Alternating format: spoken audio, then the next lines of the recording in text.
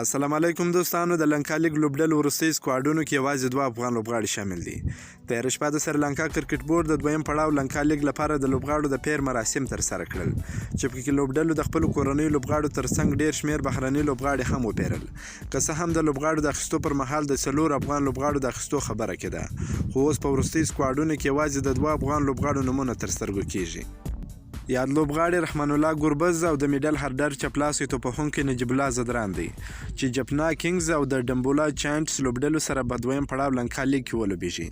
عظمت عمرزی چې د کولمبو سټار لوبډلې له لوري اخیستل سوی و، د یادې لوبډلې په وروستي سکواډ کې نوم نسته او بل افغان لوبغاړی حضرت الله زازی د اخیستو خبرونه هم حقیقت نه لري. د اصولو له مخې د 5 ګډونوالو لوبډلو هر یوې د دې اجازه درلوده چې یوازې 6 بهرني لوبغاړي رانیسي، چې اوس مهال 13 بهرني لوبغاړي اخیستل سوي دي چې یوازې 2 افغانان دي. د لنکا لیګ دویم پړاو د راتلونکي ډسمبر میاشتې په 15 نیټه د 5 لوبډلو ترمنځ په سريلانکا کې پیلیږي.